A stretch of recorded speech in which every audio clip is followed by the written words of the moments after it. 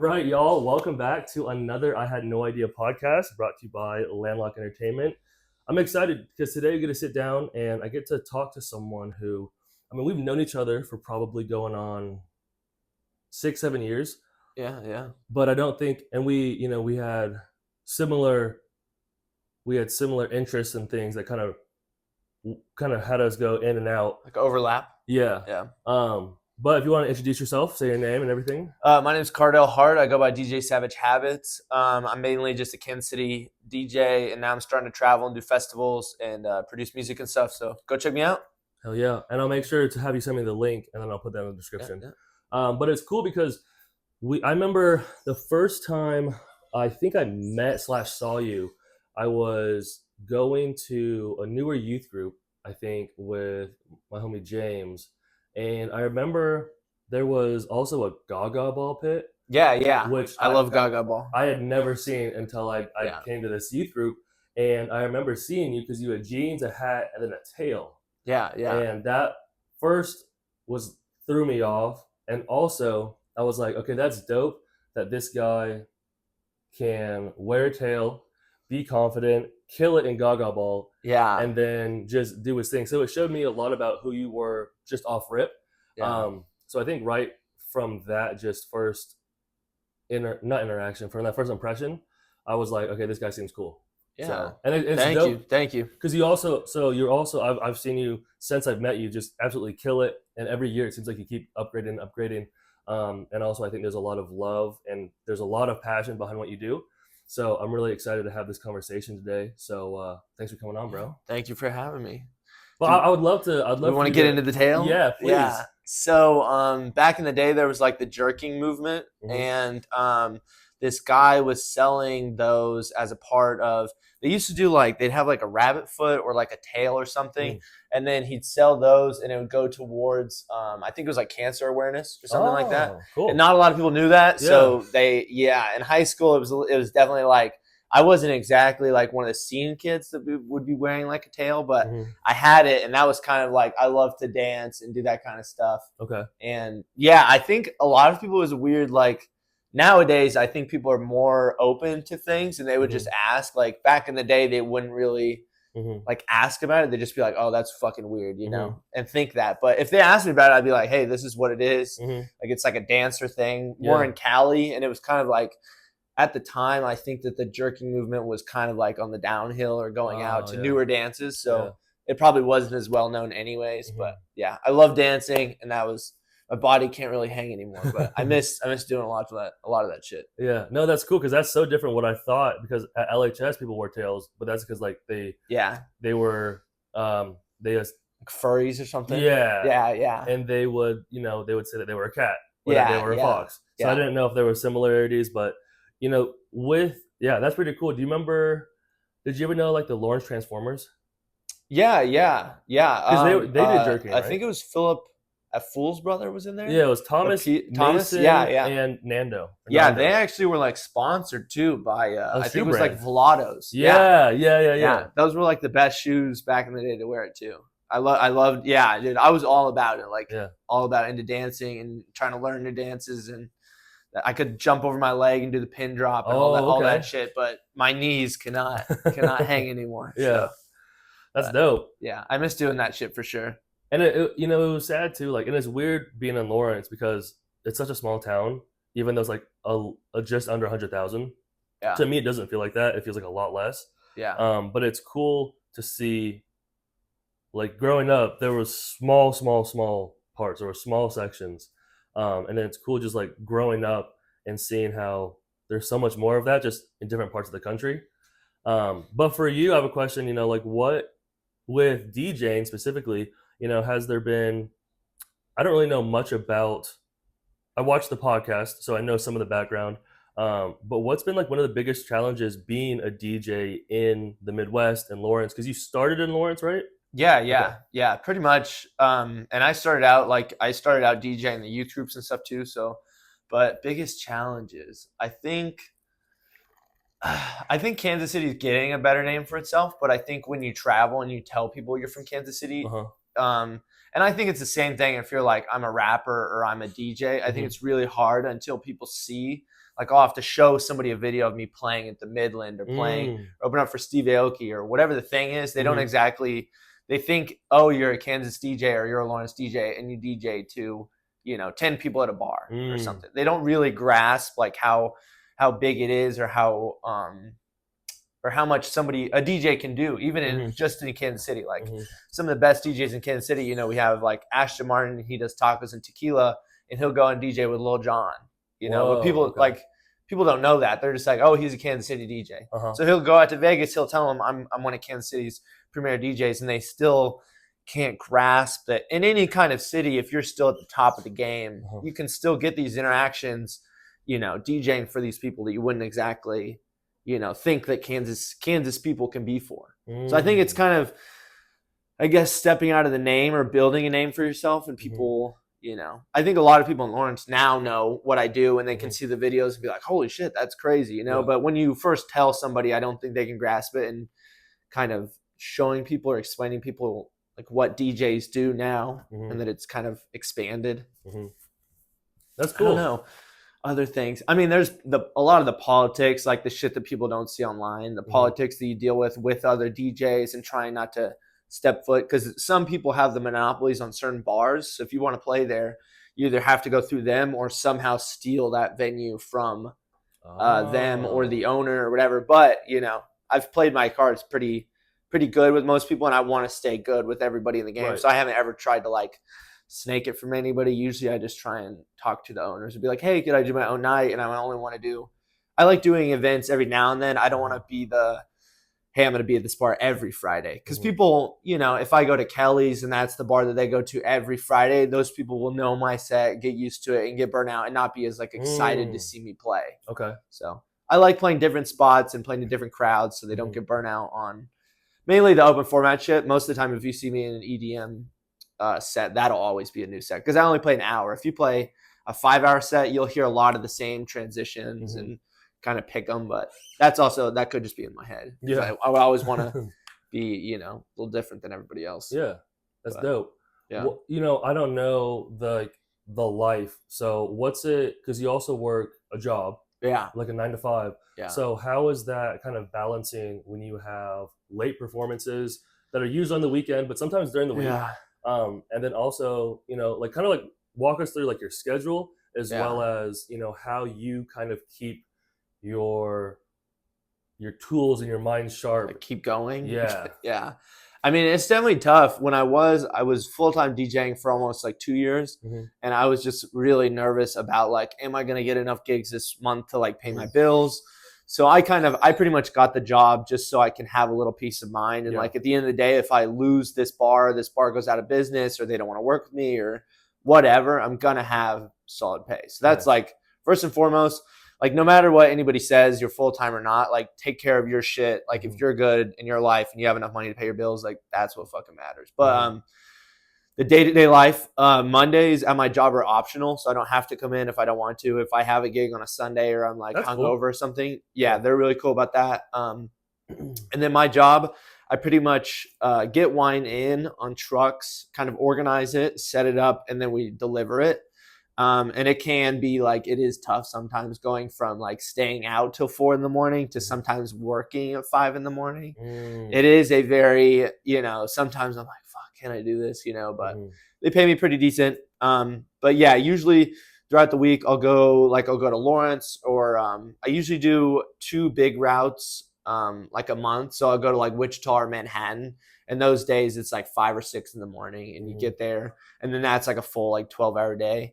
But it's been like up and down. Sometimes I'm like, fuck this. But then other times it's like, this is really good. And I was having so much stress. Like, am I going to, if I don't have one gig, say that gig's like $500, then I'm $500 short on my pay. If I have my job, I know I'm going to make, X amount of money a week. I'm cool. So then I can also it was cool. Now I can be a little bit more picky about which gigs I'm doing. So I don't have to go play a college bar that I'm kind of getting a little burnt out on, or I've played there enough times, or I don't have to go to a wedding, or I don't really do weddings, but I'm just saying for, perspective. Right. You don't have to go to as many gigs that are like just to pay the bill gigs, which is cool. That's dope. So yeah. with growing your like following and growing your name and growing all of that, with like some of the back end stuff, with working, like, I mean, we touched on it a little bit, but like working with other artists or working with other bars or working with just other people in the industry, has there been a time where you have kind of been, you felt like you've been disrespected, and then how has that kind of changed certain things, or how you go about things, or kind of what came about of that? I think I think when you first start, I think it's the same thing as like a rapper. I think people when you're first getting into it and they if they see you perform and you're not doing all your shit like to a T Mm-hmm. or like good, it takes artists a while to like get to their shit, or get going. Like if you see a rapper perform their first time, you're like, oh God, this guy isn't going anywhere. Like if Mm-hmm. somebody was at my first DJ gig and they heard me play, I guarantee, you still have those thoughts like, why the fuck is this guy doing this? Or Mm-hmm. why is he trying this?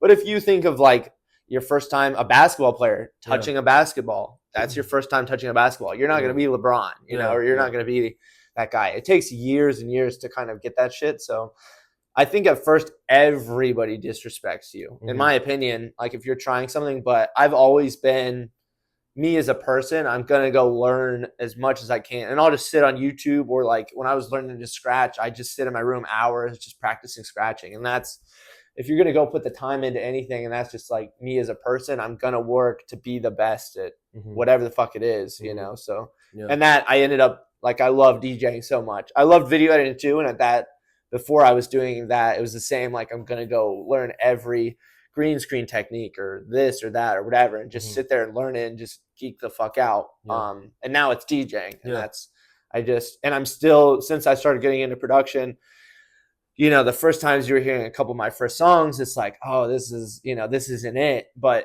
it's slowly, you learn more and more, and you figure out how to do shit and how to make it sound better and mix and Mm-hmm. master and learning different synths or VSTs or whatever. But there's always more to learn. Yeah. So, but the disrespected thing too.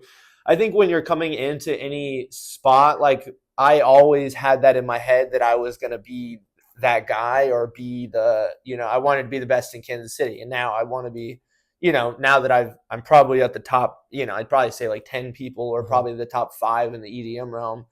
Now I want to be the top in the Midwest, and then I Yeah. want to be the Yeah. top in the world. And, Yeah. it just keeps going. And when I was in Lawrence, I thought I was the shit. And then I went up to Kansas City and I was like, oh man, I am a little fish. And these Yeah. guys are like some killers out here. Uh-huh. Kansas City, the talent was a huge like mind blow, because a lot of the people in Lawrence, like a lot of the DJs, they'll be like frat guys that just want to like, hey, I just want to party for 4 years and be around the chicks and Uh-huh. DJ, and that'll be fun. So the talent's a lot lower here. These guys there's guys up in Kansas City that have been DJing like almost as long as I've been alive. Yeah. So Wow. the skill is just crazy. And they can, there's guys in Kansas City that make $100K a year DJing, Whoa. like open format or corporate stuff. Mm-hmm. So So it's then, definitely a little bit of an eye opener. yeah. So then, do you think your like are your goals and are your ambitions and where you want to be? Is that what kind of keeps pushing you when you might be down on yourself, Like or you doubts. might have like a slower, maybe you finish a set and the crowd wasn't as responsive. Yeah. What kind of keeps pushing you when you're when you Get a have some lower self doubt? point. Yeah. There is, I mean, I've had, there's been times where I was like, oh, this bar doesn't like me anymore. This owner doesn't like me. And it is tough, like being like, fucker, does anybody care about my project? Or, Mm-hmm. it's tough. I think having someone to talk to, like my girlfriend, having to voice these thoughts to her, and kind Mm-hmm. of her putting it into reality, being like, oh no, you are good. Like you've worked at this, you do this. Like, if this one gig was bad, like maybe the people were weird, or, Mm-hmm. I've had times where, or like set times could be a part of it. If you're the opener at doors, like people aren't really drinking yet, they're not really into it as much. Mm-hmm. Or say there's like the dance floor is starting to fill in, but you don't want to be the first 5 people to dance. 30 minutes into the set, maybe it could be a little bit better. Or Yeah. especially like an open format club, we're there from 9 till 2.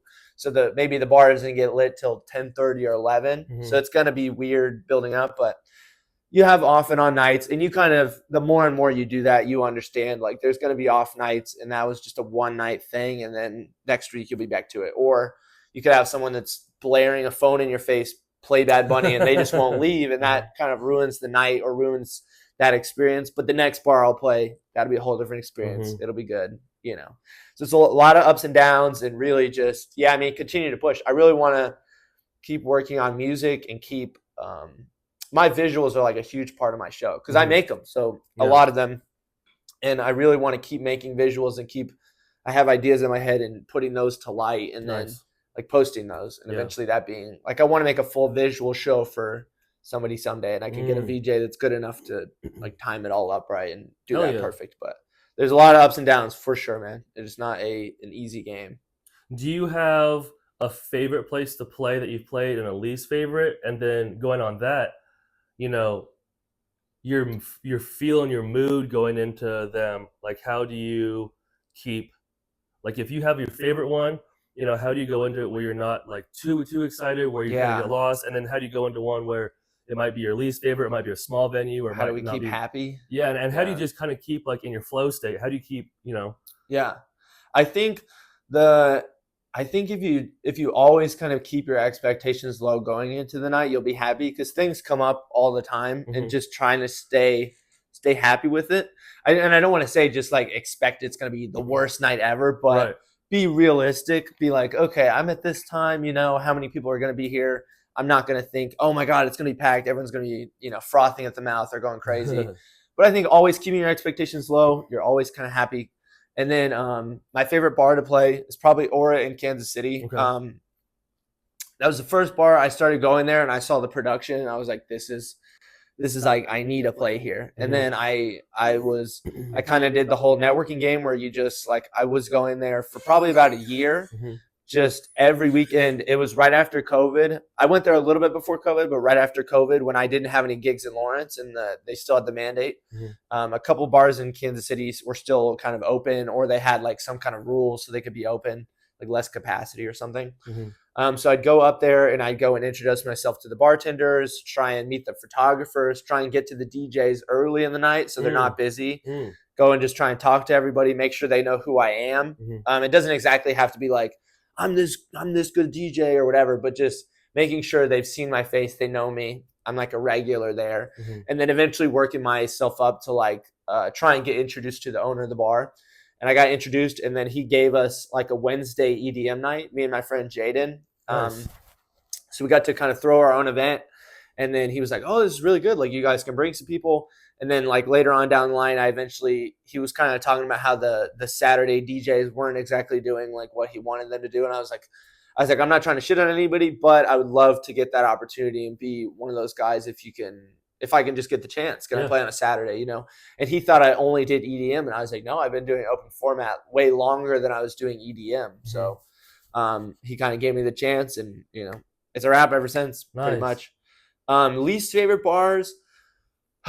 This sucks because it always goes in waves with me. If I have, you know, I worked at a bar in Lawrence, and I'm probably not going to name the bar just because I don't want to call anybody out, but I worked at this bar in Lawrence, and I had a problem with one of the workers there. He pretty much, I think he was just drunk as fuck, and he came up when he wasn't on shift, and he pretty much came up to me and was like, yo, you're trash, play some house music. Whoa. And I thought this was just a drunk guy in the crowd, so I was like, hey, security to the DJ booth. The security came over, and they're like, and I was like, yo, you need to kick this guy out. He's just like sitting here just being an asshole pretty much. And they're like, oh, we're not going to kick him out. He works here. So he was like, I guess he was one of the new Ice Boys. So he was like one of the lower level guys anyways.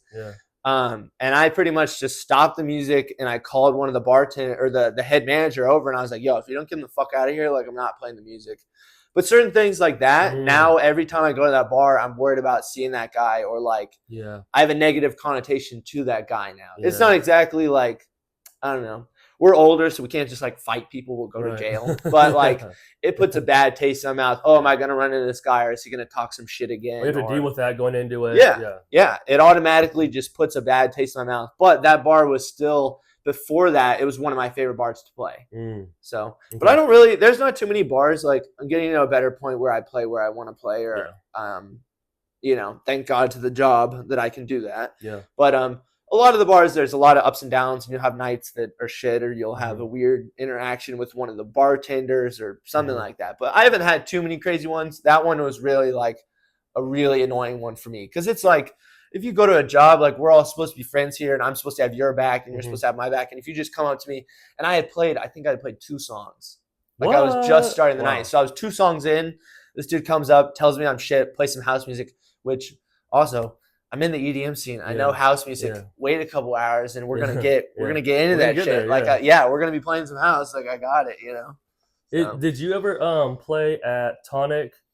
I know you played at the Cave a few times. I did not play Tonic. No Tonic? Yeah, I'd go there network, and then the guy that was booking pretty much all of Lawrence, he did book Tonic, and then it closed like right after I got into like working with him, which I barely missed it, which was But yeah, the Cave, like for Lawrence, that was my favorite place, like hands down to play. And then Brothers? You ever do Brothers? I did not do Brothers. Okay. They pretty much had 2 or 3 guys that they used, and they were the like one guy's on Friday, one guy's on Saturday every week. Those are the guys we're using. Okay. And there's a couple places you have to kind of like figure out, navigate. Like, okay, I'm never going to play Brothers. I'm going to put my energy to these other spots. Even though Brothers was fucking sick. Like I wanted to play Brothers for sure. But how is it, when you're up there, you're kind of in your own world. You can obviously see the people and see what's going on. But I've always wondered, when there are people around you that you might not know, or there might be people that are dancing that are kind of close to your table, your booth, or there might be people who want to like talk to you, but you're in the middle of DJing. How do you kind of handle those situations? And then has there ever been a time where you kind of got like off track because you got distracted, or because someone was trying to fight you, or because someone was someone was like in your ear? 100%. That shit happens all the time. You get better at it. I have like when I play open format clubs, I usually loop a certain part so it's just sitting there. And then when I bring in that part, it's kind of just ready to go. Like I only need pretty much like 3 seconds or 4 seconds, and I can bring it up and then just roll into it. When I'm doing the EDM stuff, that's a lot more like when I play Aura, I don't really want anybody up there. I don't want any distractions. I'm playing like my own set. I'm not going to take any requests either. It's kind of in opening up for Stevie Aoki, like I'm not going to take a request there, but there's certain times you can kind of read the vibe. If this is more open format or college bar, I'm going to take a couple more of those requests, and it's going to be more chaotic probably, and you have to deal with those people. And then there's nights where I'm just, if I'm feeling sick or I'm just not feeling it, like maybe I'll just tell them respectfully, like I'm not taking any requests tonight. I'm sorry. But usually I think it's good to appease, the goal in my mind is trying to appease 80% of the crowd. There'll be someone, if I'm playing a trap remix and it's not just the hip hop song, there's going to be somebody in the crowd that wants the original. They're going to be pissed. Or there's going to be somebody that, I'm playing Taylor Swift and they fucking hate Taylor Swift. There's shit like that comes up. Try and appease 80% of the crowd, or 70 to 80%, like as many as you can, but you can't make everybody happy because everybody hates. There's somebody that loves Bad Bunny. There's somebody that hates Bad Bunny in the crowd, so you got to play the game. Yeah. Cool. Well, thank you for the insight. Yeah. Is there a moment, this could be outside of DJing, could be personal life. Could be, with work life. Has there been a situation that was hard in the moment and you really didn't know what was going to happen after? You could have been like really down, you could have been really depressed, that you got out of, and what kind of helped you get what steps or what things kind of helped you get out of that situation or that scenario? There was a bar in Kansas City that I had like a weird interaction with. One of these photographers, I was pretty much up in the green room, and one of these photographers had asked me like about the boss, or why I had a problem with the boss or something. So he didn't book me on an event, and then I kind of just told him the deal, or like how they run stuff. And then there was another person in that room, but it was kind of it was a weird situation where he kind of, I don't know, like I want to say baited me into getting some tea out of me, so then he could go straight to the boss and just save the tea. Usually I'm pretty good about playing the politics and, who's in the room and kind of what you can say, but I don't generally try and talk shit on too many people unless it's with like just my girlfriend or like a really close friend. Because I can have an opinion on somebody's set, but it doesn't mean I don't like that person. But hey, how they played, or maybe they're new, or they haven't put that time in there. And that's like in that exact moment, these are my thoughts. Doesn't mean in 5 months they can put the time in, be an amazing DJ, whatever the fuck. But in that moment, those are my thoughts. Mm-hmm. But this got back to the owner, pretty much the situation that I was talking about, and he didn't book. I didn't get to play that bar for 5 months. Wow. And they told me that I wasn't going to play that bar for a while. Mm-hmm. Like, we're going to put you to the side a little bit. We'll come back to you.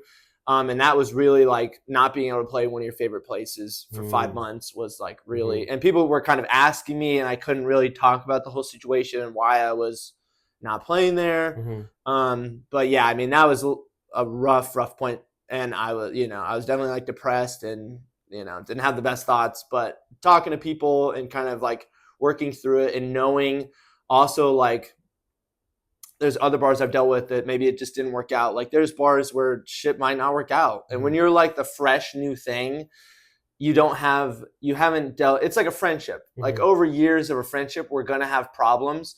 In the DJ world, if there's 40 other DJs to pick from and we've had 1 or 2 problems, why wouldn't I go with the guy that I haven't had 0 problems with? Even if I'm the better DJ, whatever, sometimes that's a hard thing to navigate with people and, but sometimes just, do your own thing. Like if you're not for a bar or they don't want to work with you, you'll figure it out. Like shit will work out, Yeah. Kansas City Live, like when I opened for Steve, I haven't played there in a year. It's not saying that I have a problem with the guy. Maybe the shows haven't lined up and I'm not perfect for an artist that's there yet or whatever. I'm still in good with them. Like we're fine, but it doesn't line up. So maybe in my head, I'm like, did I do something wrong or did this not work out? But maybe it just hasn't lined up yet. It's not always. It doesn't always have to be like you said this or did this thing. Yeah. I don't know. Yeah. Thank you. But, is there like, I know you've been traveling past 2 years to like other places in America. When you go to those places, how does it relate to Kansas City specifically? Because that's like where you DJ the most. Yeah. And then is it ever hard? Because they might have a better scene or they might have better crowds. Yeah. So like, is it ever not intimidating, but is it ever does it ever make you, I guess, kind of sad in a sense that the scene just might not be as large in Kansas City yet, or it might not just be as open to EDM? Most of the places I've gone to, like I've gone to Oklahoma, I've gone to the Ozarks, and I've played out in Columbia, Missouri. So I haven't traveled like super far yet. And I think I played in Arkansas or like Illinois or something like that. And honestly, like most of the places in the Midwest I played, like Kansas City scene is actually like probably better. Okay. To be honest, like when I go out to Columbia, there's a couple EDM places I'll play out there. And it's a more just college-based town. So for the EDM scene, like Kansas City's EDM scene is honestly in like an amazing, amazing place right now. Like each weekend there's, 2 or 3 different promoters throwing events. So you can go, like you can honestly, if you want to go see a house event, probably on a Friday, there's a house event. If you want to go see a dubstep or trap or whatever other genre, there's probably that event. There's really good options. Like Kansas City's in a great place EDM-wise. For the open format, I mean, I think I've been pretty happy with most of the bars I've played. The bar that I go to and play out in Oklahoma, the guy that owns that bar, he's also a DJ, so he kind of built it with a DJ in mind. So they have like a CO2 gun. They have confetti that shoots out. So when you do drops or something, it's like a really cool drop. They'll have a guy that does the confetti and it shoots out over the crowd. That's dope. And then they have a bar like behind you. So people can be ordering and still kind of like you feel like you're with the crowd and not like sometimes there's like a distance where if you're so far, it feels like you're not as like partying with them. You're still like partying, but by yourself. Up there, it's like the party's right here and you're with them. And there's like a bottle. There's a table over here that's getting a bottle and there's a table over here. So those people are like, it could be a bachelorette party. They're really trying to like turn up because it's their one night a year. Like a wedding, like whatever they're doing. I really like that fucking club. And then the other bar that I have a residency at, it's called Social Room in Columbia, and they're I'd say it's like a college bar, but they're a little bit like the next step up from a college bar. Like they're college people that have aged up like 2 or 3 years. Like Kelly's kind of? Yeah. Okay. Probably like Kelly's vibes. A little bit more accepting of all the genres and a little bit more not just like play this shit right now or some college bars, like the people are just young, so they want what they want, and they're like way drunker probably than the people that have aged up a few years, and they're still trying to drink, but they're not just like belligerently drunk, But yeah, that bar really open to, so I'll go from like Paramore into Mr. Brightside into some dubstep stuff, and then back into. I just go all over the place, and everybody's like genuinely most of the time happy in that bar. It's good. It's a good open place, you know. Have you ever been to my house? You ever played there? Yeah, in Como. I've been there. I went. Shaq played, and then they did the after party in there. They really only use. It's kind of like one of those bars where it's sectioned off. They really only use like one or two guys, or the pay. I've heard that the pay isn't exactly where I'm at, and I don't. I'd rather play the other bar. Yeah, I like that other bar, and my house is a little bit more like fraternity, sorority, younger college. Yeah. A little bit more snooty of a vibe. This bar is a little bit more open and still just as fun. Like the sound system rocks. The setup's great. It's a cool bar. So you've seen Shaq play? Yeah. How is he? I think I've seen him 3 times. He's good. If you like dubstep music or trap music, he's really like intense and fun, and he's like open up the fucking pit, you know. He's very energetic. And then I saw him play when he opened for the Royals, and it's kind of like if you see someone that's getting paid for a corporate event, they're gonna play, you know, Sweet Caroline, Mr. Brightside, some Taylor Swift. It was very just corporate to appeal to some of these Royals fans, you know. So that wasn't as entertaining to me because it was just very like he's playing top generic, 40s or very generic, But the dubstep set's like great set, great energy, and he's just kind of a fucking character. Anyways, just to see Shaq DJing, it's like it's so mind blowing that he was, you know, and he's so on big on the late. There was one of the funny things when I got to see him DJ. There's this girl, I think her name's Sippy, was opening for him, and she's like 4'5". So when they did the decks, she was sitting up here like this, like she had to move her hands up, and she could barely see like the tracks that she was selecting. And then when Shaq came up, he had to like lean far down to do it. So, but yeah, it's I think they at most places they have like a riser so you can step on like a pedestal or something. So when Shaq's playing, they just move that out, and then he's at the height that they should be at, you know. I went to my first rave. I think what was it? At the end of last month. Oh shit! Wow, you're super new. Yeah. Okay. I've always wanted to go to one. Yeah. And dude, it was so cool walking. It was at the Midland. Yeah. What'd you go see? It was on Halloween. It was AT Aliens. Yeah. Okay, you saw a heavier show then. Okay. Yeah, and that was so cool because everyone was vibing. Everyone was themselves. Yeah. I asked people. I went with a friend who took me, and then we met with some of her friends.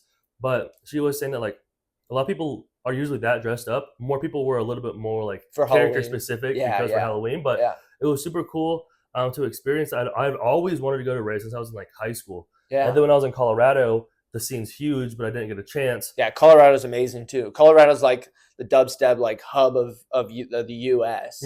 Like that's one of the biggest spots. Like that, a lot of people, if you want to make it in the dubstep scene or like experimental bass, they move up there so they can just network. And a lot of people live up there, like a lot of the bigger DJs. Yeah, it's a great spot. Yeah, so it was really cool to experience that for the first time. To me, I think I'm a little bit. So, what would you say, or what are they considered? Like what specifically? It's dubstep. Dubstep, like, maybe like heavier dubstep. I'm trying to remember who all was. I didn't get to make it to that show, so I don't know who all was on the lineup. But it is a heavier lineup. And then because there was a girl who was really good. Her energy was crazy. Yeah, I can't remember her name. And then there was also before her, there was like BGC. Or was it RYG?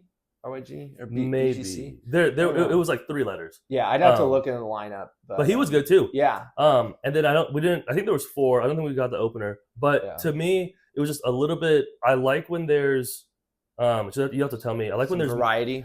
Well, that, and I like when there's more lyrics. Yeah, I like when there's a little bit more singing, or like I love when people do. So I guess it's more house when people do like remixes of songs. Yeah. But then still add all the bass. Yeah. There was just a lot of wubs and a lot of like higher pitched noises. Yeah. Which were cool, but after like 3 hours, it's a little bit more repetitive for sure. Yeah. I think so. I do trap, which is literally like hip hop, EDM mixed together. So, I have like a remix of Sicko Mode, and I have a remix of Fiend, and I have all this stuff people can sing. And then when the drop hits, it's some crazy energetic drop, and you kind of, I think, in house, I think it's a little bit more like those are entry people shows. I think a lot more entry level people can go into them. Once you're in the EDM scene for a few more years, the dubstep shows, you're like, okay, I can handle this and I'm into this. And I don't know. I think there's levels to it. And like Sudden Death is notorious for being like one of the heaviest dubstep people. And there's a lot of like, I'm not the biggest fan of him and I don't enjoy the sets at all. And they're a little bit much like he has visuals where people's like barbed wires going through their eyes. And it's just very like a little bit more satanic and intense. And that's not my jig, but there's a lot of levels to it. If you go to a house show, that's like, I'd probably say the most entry level, like go to a house show, get the vibes, enjoy yourself. And then you have to slowly work. You recommend. Yeah, for sure. Because also no one's come to one of my sets. Yeah. No, because I've seen you. I've seen you in Manhattan. I've seen you. Okay, well, I saw you at downtown in Tinder, but I wasn't inside. That was dope. And then I think I've seen you. You got to come to like an EDM set, like and just a 1 hour set sometime. For sure. But because I think I've also seen you one time in Lawrence. Yeah. But regardless, probably drunk at the bowl or something. Yeah. So you got to open for Steve. Yeah. That's huge. Yeah. He is like, I love watching when he's on podcasts. Yeah. I love incredibly smart man. He's so dude, so did you get to meet him? Did you get to interact with him any or God. So I talk about this and usually most of the time, like half the time you get to meet him, half the time you don't. I hadn't played Mosaic before and they offered me to play the after party. So I had to leave pretty much right at the end of Steve Aoki's set. Usually, like, I would have been able to stay and meet him and shit. So I'm a little bit regretful, but that was my first time ever playing Mosaic. So it was also like, I get to put that on my resume. I didn't get to meet him. I really wish I would have. I was in the green room beforehand and his manager was yelling at one of the workers at KC Live about the consistency of the cakes. I guess they have like a specific, and that kind of just blew my mind that I was in this situation to be seeing this and just, it's not stuff you think happens, or like a lot of these people, they are like an incredibly professional business. Like Steve is a very high level business and he needs everything of that because he doesn't want to get sued if somebody gets hit in the face with a cake and it's too heavy or something. Breaks their nose. So I think he got like a specific cake recipe to dial that in and they have to make it that way. And maybe the cake was just a little off consistency wise. I don't think it was enough. I think they still use the same cakes. It wasn't enough where it was like a big deal. But just to be in some of those situations, sometimes it's like an arm pinching moment and you're just like, what the fuck, you know? Or at the highest level, what are the problems or things that happen? And then usually at the highest level too, like they do sound checks like 2 hours ahead of time or 3 hours ahead of time. Like the lower level shows, you check them like 30 minutes before doors. You'll check the USB real quick. Hopefully it works. And everything like those, they want to dial in the sound. They want to dial in the mic to make sure everything's good. All the different songs sound good. Just stuff like that you don't exactly. They want to test the CO2, the lasers, make sure everything is like prime, ready to go for when he's like on, you know? Wow. Yeah. Yeah, he has some generational hits. Yeah. I mean, the Pursuit of Happiness remix is like, dude, Pursuit of Happiness, you know? I mean, that's one of like my all-time favorite songs. Yeah. And then when Project X was coming out, it was like, what the fuck? It's so good. Yeah. I always think of that movie when I think of that song. Dude, right when that song hits, I think of the movie and I think of where I was when I would listen to it with James. Such a good time. Yeah. And it's just like those summers for like those 2-3 years right when it came out. Yeah. And then, it was funny because then everyone wanted to throw like a Project X party. Yeah. And it wasn't ever to that team. No. Yeah. I've always wanted to throw like Great Gatsby parties. Yeah. And I've always wanted to do like different themes and years and like decades. Yeah. And I've always wanted to like really, really push for a Project X craziness. Yeah. And also just for like to put on for the Midwest. Yeah. So whenever that happens, I'm hitting you up. Yeah, no, I'm in it. Yeah. Done. I did a couple frat parties that were a little bit bigger for KU that I was like, oh, this is really cool. And I did a couple in Manhattan that were pretty cool too. But just that I don't know, that level of excitement. Like I'm getting into an age too where I don't know, I'm just getting a little bit older, so I'm not playing as many of those college bars. And the energy, sometimes it can be a little bit much, but you do love that like people are just in it too. Yeah. Like it's kind of, I'm half and half on it. That it's like sometimes it's a little much, and then other times you're like, man, I wish like some of the just like everyone in there just raging or being like belligerently drunk, you know, because they're just in it. They're carefree. They're just going. And the EDM scene too, like, you got to see the costumes a little bit. It's very inclusive, and people just they let them do their thing, and no judgment. Yeah, it's like when I saw that for the first time and how fun the shows were, and everybody there, like I don't think I've been to a show that somebody was fighting at. Like when I was in the hip hop space and going to those rap shows, there was always some shit happening or somebody being like, "Get the fuck off me," and somebody else pushed me into you, and I'm getting yelled at now, and it's just. In the EDM space, it's very much like if you're trying to get past somebody, like, "Hey, can I move past you?" And everybody's really cool. And a lot of people, they really just want to like sit there, take their drugs, have their experience with their friends, and just like watch the show and have a good time. Yeah, there's less people trying to like, you know, dance up on you. I still think you'll have a couple people that kind of ruin it for everybody. That are the 3 people in the crowd that are like trying to take advantage of girls or something like that. Or being too aggressive when they're dancing. Or like, there's a couple of those people. And there's probably more like, if you can figure out the venues, like when you go to the Midland, the pit's going to be like a little bit more dangerous than like a few feet below that. And those people are a little bit more aged up. They're going to be wanting to still turn up, but still in their space and just like enjoy that vibe. If you know that, and if you're not a guy that has to be on the fucking rail, just go enjoy that. And it's perfect. Like you'll have a great show. You're not going to be having anybody bumping into you or doing the crazy shit. But some of those heavier dubstep shows, it does get a little bit rowdy in the pit, but that's what they want to fucking do. You know, they want to rage. Just like a pit, like a hip hop show or anything like that. There was one person, actually 2 people at the front, and dog, they were headbanging. They had long hair. They were headbanging for like 2 hours straight. Yeah. And I'm like, dog, like their neck's going to be dead the next day. Yeah. I didn't know. I'd ask my friend. I got sprouted.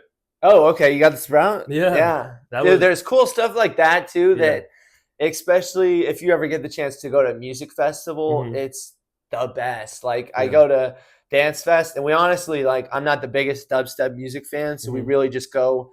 We camp, so we camp there Wednesday through Sunday, and the vibes that you have in your camp and just the shenanigans you see when people can just walk back to where they're staying is like top tier. Like people will be. The camp across from us, they had like a duck theme. So they were running around just giving ducks to people, like rubber duckies. And that was their thing. And they were called the Quack Pack. Hell yeah. But just the shenanigans you see and how open it is and nobody's judging anybody. And you're open to those things. You want to, I like going to that and just experiencing like, what the fuck's going to happen tonight, you know? Or who's going to walk up to me with like a stretchy worm and like, here you go, you know? Like whatever the fuck's happening. It's always... You're always surprised by whatever the shenanigans may be. You know? And then did you get the candy? Did you get to experience that? Or not really. But I also, bro, I'm so just new to it. I'm so new, and I'm so not. I don't know like anything about drugs. So someone also came by and gave me a little mushroom, or it looked like kind of a little. What are those candies that are 3 colors? For Halloween. Oh, I was talking about, so candies are like the bracelets? No, but okay. They You're drawing a blank. It's okay. You know those candy corns. Oh, okay. Like okay. Corn. Yeah, the orange, yellow. Okay, so this was a Halloween one. It's a little bit different. Okay. So, and then it looked keep that in mind. It was a little bit like a mushroom. Okay. And I was freaking out, and I was like, dude, is this? I was like, is this drugs? Yeah, you always have to ask. Always ask. Yeah, and they're like, no, it's just a little mushroom. I'm like, oh, yeah, cool. Yeah. You never know. In that scene too, there's people that will be handing out shit, and I always have to, because you'll be at a scene where someone's handing out like nerds or something, and you're like, is this like THC nerds or is this? And it doesn't always have to be like some crazy drug. Dude, what a fun podcast this has been. It's been super. It's been great learning more about you, learning more about your experience. So I want to thank you. Thank you for being so open. And is there anything that you want to end with? Do you want to also shout your socials? I know you did at the beginning, but shout them out again. If you have any shows coming up. Yeah. I'm doing a New Year's Eve event at the Westport Bowery, and I think we're just doing $20 tickets at the door. We're going to have both rooms rented, so there'll be one room that has like a photo booth and vendors and stuff, and then the other room is going to be like the stage rager with a bunch of amazing DJs. It's really good vibes all around, up and down. We have a bunch of good people in that lineup. And then Savage Habits on Spotify, SoundCloud, like mostly anything you can go listen to music on. And then it's at DJ Savage Habits on Instagram. Thank you for having me, man. Hell yeah, bro. Blast. Pleasure. Remember, if you guys have any questions, leave them in the comments below. Love and kindness, or kindness just because. And this has been another I Had No Idea podcast brought to you by Landlocked Entertainment. Let's See you go. on the next one.